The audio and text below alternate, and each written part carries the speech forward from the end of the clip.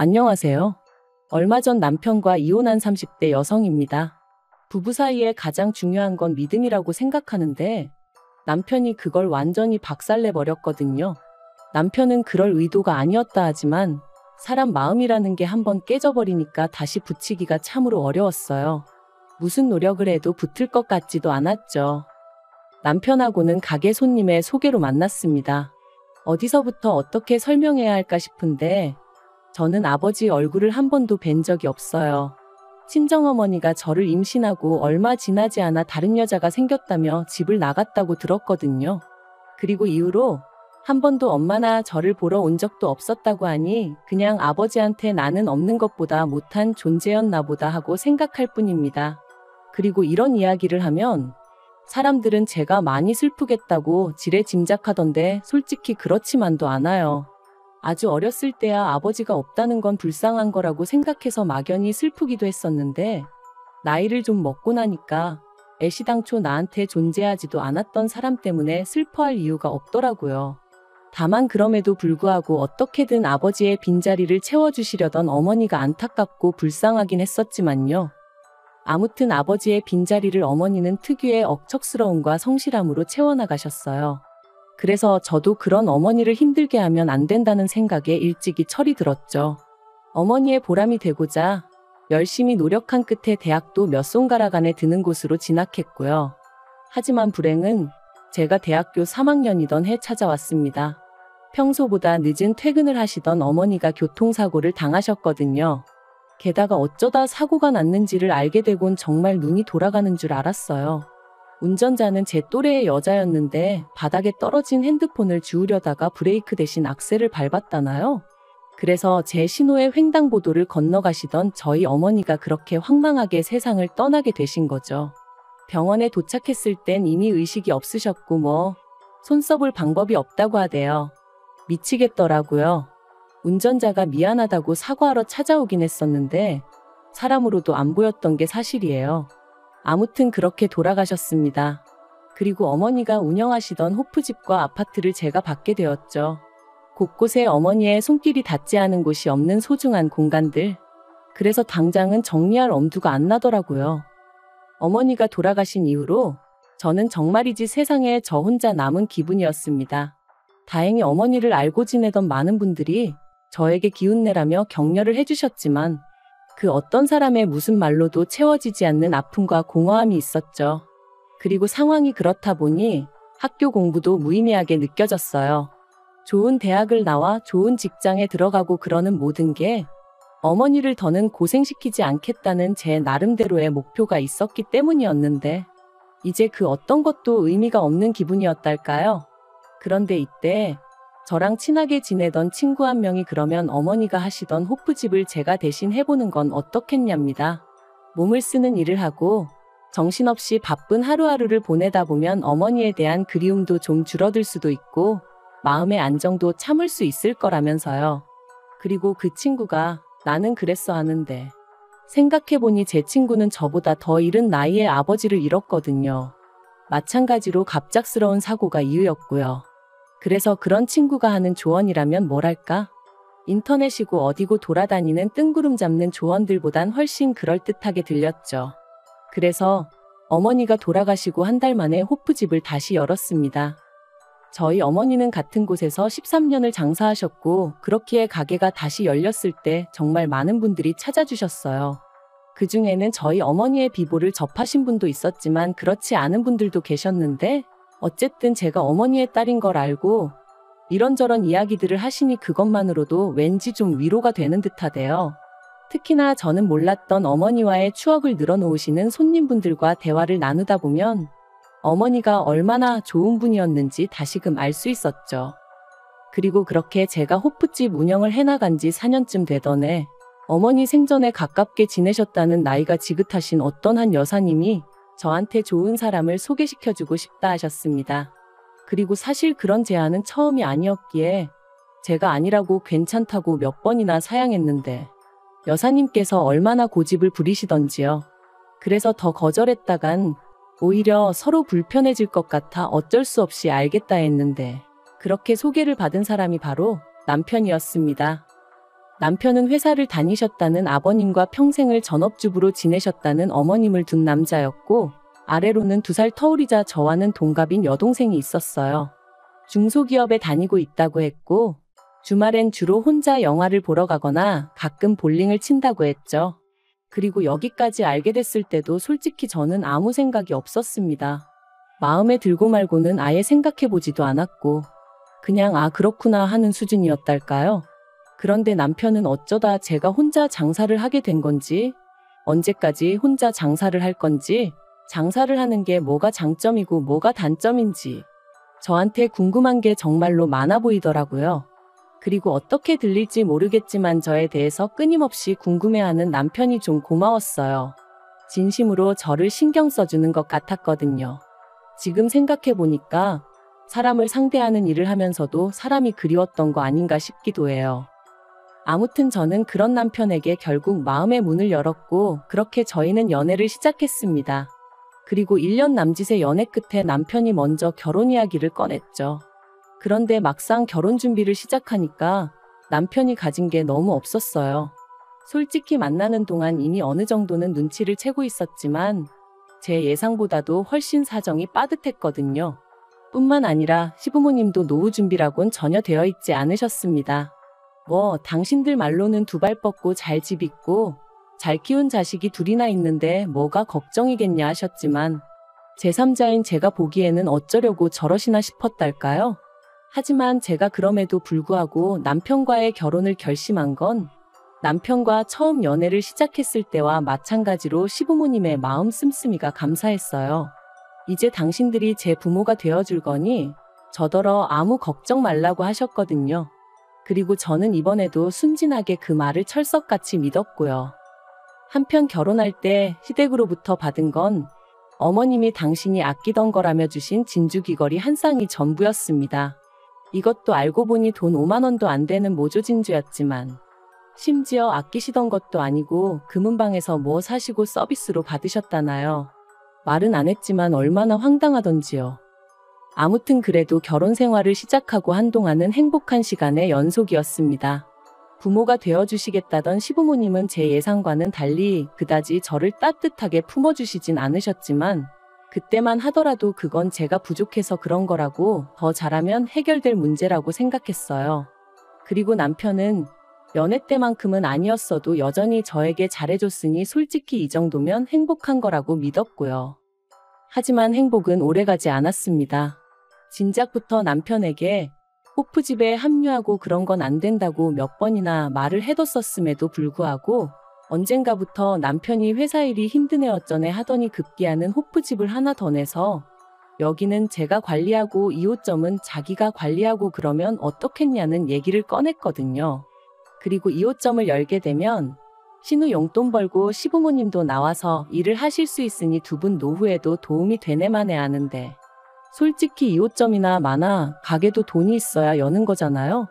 그래서 제가 자본이 있냐니까 지금 우리 사는 아파트나 아니면 1호점 담보 삼아 대출 좀 받으면 되는 거 아니냐는 거예요.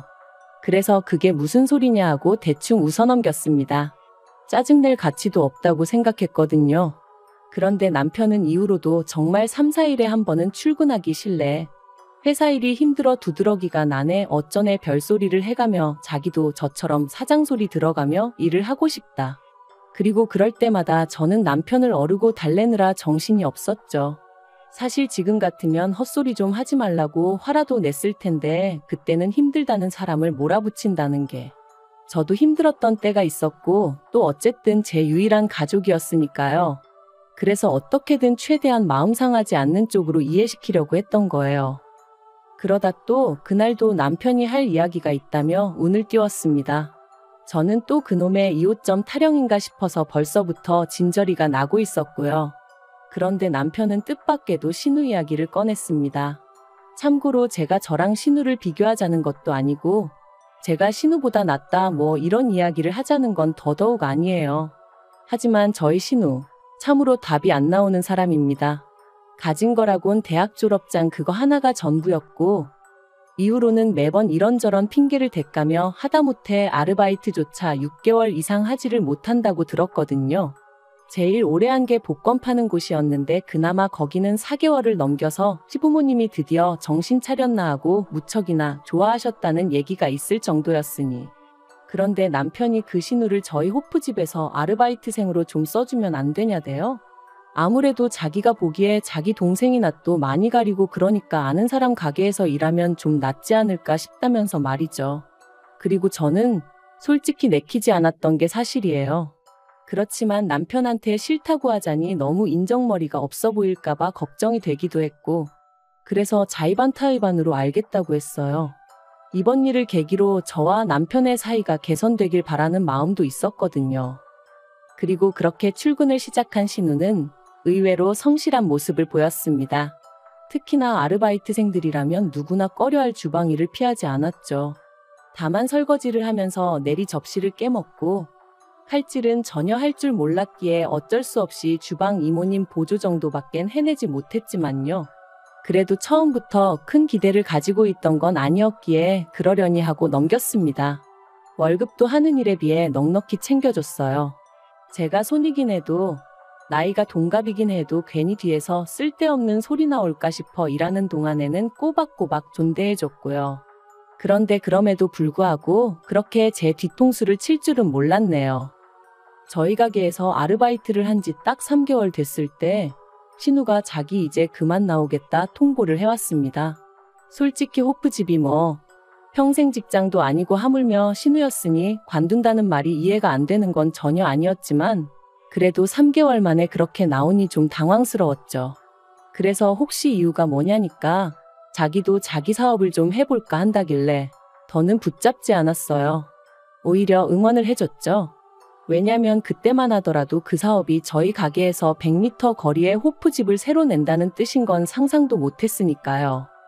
솔직히 신우가 무슨 가게를 어디서 하건 그건 신우의 자유니 제가 뭐라고 할 수는 없는 일이죠. 그런데 제가 정말 황당했던 건 신우네 가게의 컨셉이라는 게 저희 가게의 컨셉과 너무나 유사했기 때문입니다. 심지어 메뉴도 황당하리만치 똑같았고요. 그래서 어이가 없어 이게 다 무슨 상황이냐 하니까 신우가 한다는 말이 저더러 호프집 메뉴 가지고 특허라도 냈냐는 거예요. 그래서 남편에게 당신이라도 나서서 뭐라고 한마디 좀 해달라. 이건 경우가 아니지 않냐 했습니다. 그런데 남편이 보이는 반응이 더 황당했어요. 그러니까 진작에 자기 말대로 2호점 냈으면 신우한테 제 체면도 살고 얼마나 좋았겠냐면서 그랬으면 사장 대접도 받고 했을 텐데 그리고 그런 말을 하는 남편의 반응을 보니 아 신우가 저렇게 할 거라는 걸 알고 있었구나. 그러다 문득 신우를 뽑아달라고 한 게 남편이었다는 생각까지 나면서 이것들이 죄다 한통속이었구나 싶었죠. 그때 제가 느낀 배신감은 정말이지 이루 말을 할 수 없었고요. 그래서 저도 더는 말을 안 했습니다. 그래도 제가 장사를 해온 게 몇 년인데 겨우 3개월 어깨너머로 훔쳐본 신우가 얼마나 제대로 해낼 거란 생각은 안 들었거든요. 다만 그렇다고 치더라도 더는 당하고만 있을 수는 없다는 생각에 그때부턴 당장 남편도 그렇고 시부모님도 그렇고 제 가게 근처에는 얼씬도 못하게 했어요. 그러자 평소답지 않게 세 사람이 짝이라도 했는지 저더러 피곤해 보이네 어쩌네 하며 가게를 봐주겠네. 뭐 잠깐 자고 오라는 둥 헛소리를 해대더라고요.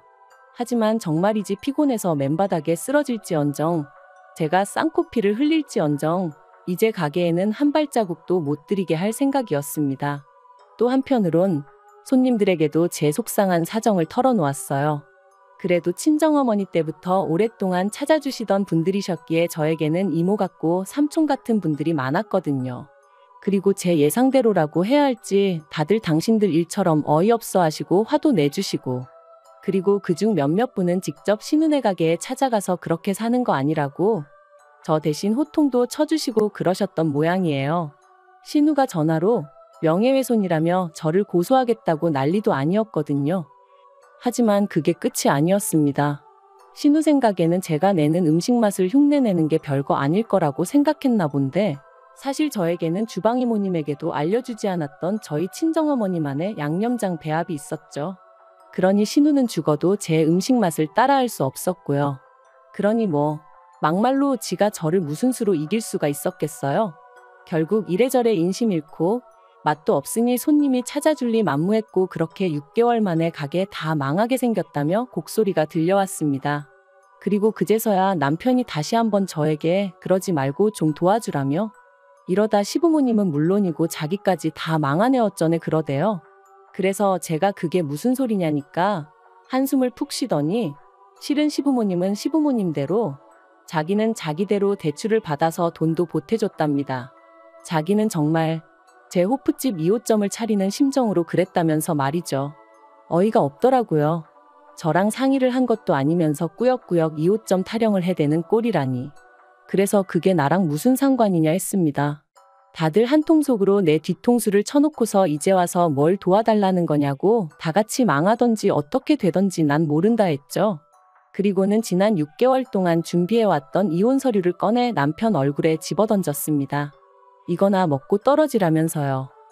사실 남편에게 배신감을 느꼈던 그날부터 저는 변호사들을 만나며 남편과의 완벽한 이별을 준비해오고 있었어요. 믿었던 만큼 치가 떨리게 남편이 미웠고 그때부턴 한 입을 덮고 자는 것도 진저리가 쳐졌으니까요. 하지만 그럴 때마다 제가 느낀 이 아픔을 남편도 똑같이 느끼게 될 날이 올 거라며 꾹꾹 눌러 참았고 얼마 못 갈 거라는 걸 알았지만 6개월 만에 나가 떨어질 줄은 또 몰랐는데 아무튼 벙찐 남편의 표정이 볼만하고 우습고 동시에 제 마음은 후련하면서도 복잡하고 그랬네요. 그리고 그 길로 저는 남편에게 내 집에서 나가달라 했습니다. 재산이야 뭐 결혼 생활이 얼마나 긴 것도 아니었고 남편은 뭐 자기 벌어 자기가 썼지. 제가 그 돈 덕본 건 하나 없어요. 그리고 법적으로 다투는 것도 돈이 있어야 하는 일 아니겠어요? 그래서 뭐 우여곡절 끝에 이혼했습니다. 남편은 물론이고 시부모님의 신우까지 제가 자기들 집안 말아먹었네 어쩌네. 말도 안 되는 소리 찍찍해대는 거 상대해주기가 얼마나 버거웠는지 말도 못해요. 그리고 지금 자유의 몸이 된 저는 간간히 들려오는 그 집안 사람들의 소식에 웃음만 납니다. 그 호프집 하나 한다고 얼마나 재산을 가져다 썼는지 그 네 식구가 18평짜리 아파트로 이사를 갔다는 소식을 들었거든요. 뭐 사이좋은 사람들이니 서로 복작복작 알콩달콩 잘 살겠죠? 저요? 저는 그 어느 때보다 잘 지내고 있습니다.